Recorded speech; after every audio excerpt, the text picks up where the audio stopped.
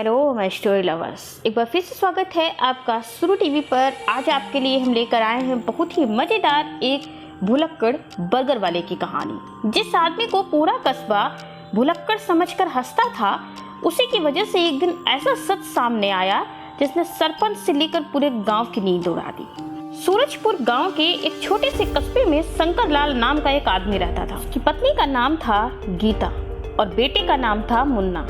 शंकर लाल बाजार के मोड़ पर ठेला लगाकर बर्गर और मोमोज बेचता था। उसके बर्गर इतने स्वादिष्ट होते थे कि लोग दूर दूर से आते थे, लेकिन फिर भी उसके घर में कभी पैसे ही नहीं बचते थे। कारण था उसका भुलक्कड़ दिमाग। वो इतना भूलने वाला था कि कई बार पैसे लेकर भूल जाता और कई बार बिना पैसे लिए ही ग्राहक को भेज देता। एक दिन, अरे शंकर भैया 20 रुपए के मोमोज देना। लो भाई गर्मा गर्म। वाह भैया, ऐसा स्वाद तो पूरा जिले में नहीं मिलेगा। शंकर बोला, स्वाद खाने में नहीं दिल में होता है। दूसरा आदमी बोला, नहीं भैया, खूबसूरती आंखों में होती है तो स्वाद जीभ में क्यों ना हो। सब हंसने लगे, ग्राहक जाने लगे। शंकर चिल्लाया, अरे पैसे दे दिए थे। कब? अभी। शंकर सोचने लगा, सच में लिए थे क्या? इसने मुझे पैसे दिए थे? ग्राहक हंसते हुए चला गया। पास खड़ा आदमी बोला, भैया मेरा 50 रुपए वापस करो। कौन सा? मैंने 100 रुपए दिए थे।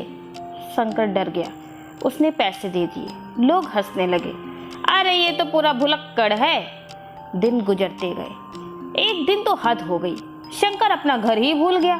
वो पड़ोसी के घर में घुस गया। अरे कहाँ घुस आया, ये मेरा घर है। शंकर इधर उधर देखा, अरे ये मेरा घर नहीं है। लोग हंस पड़े। गीता बोली, अब तो आप इलाज कराओ। लेकिन असली मुसीबत तो अभी बाकी थी।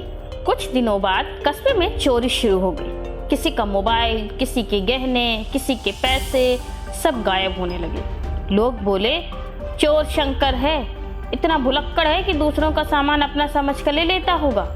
नहीं, मैं चोर नहीं हूँ, नहीं। लेकिन किसी ने नहीं सुना। एक रात कुछ लोगों ने उसे पकड़ लिया। मारो, चोर है, मारो। उसे बुरी तरह पीटा गया। वह घायल होकर घर आया। घर में रोना मच गया। तभी दरवाजे पर आवाज आई, माँ कुछ खाने को मिलेगा?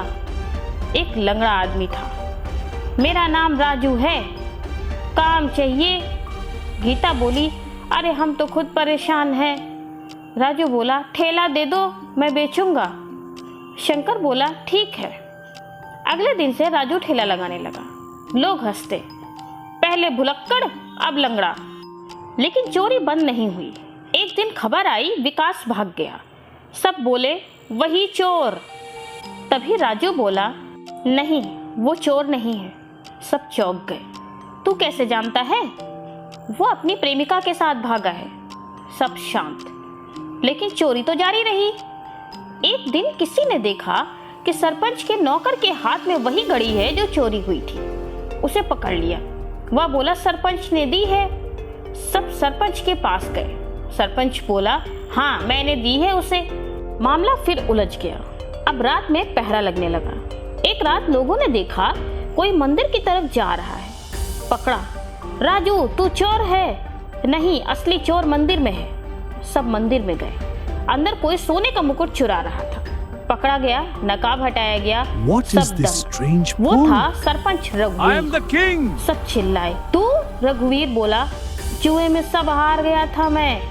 तभी राजू बोला, खेल खत्म। मैं राजू नहीं, इंस्पेक्टर अजय सिंह हूँ। सब हैरान। मैं चोरी की जांच करने आया था, इसलिए लंगड़ा बनकर ठेला लगाया।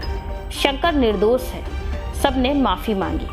शंकर बोला, अब मैं फिर से बर्गर और मोमोज बेचूंगा, लेकिन अब भूलूंगा नहीं। सब हंस पड़े। इंस्पेक्टर सरपंच को ले गया।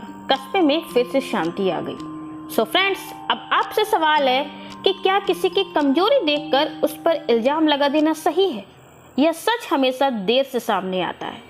सो फ्रेंड्स, कमेंट करके जरूर बताइएगा आपको हमारी ये कोशिश कैसी लगी। फिर मिलते हैं ऐसे ही किसी नई मज़ेदार और इंटरेस्टिंग सी स्टोरी के साथ। Thank you.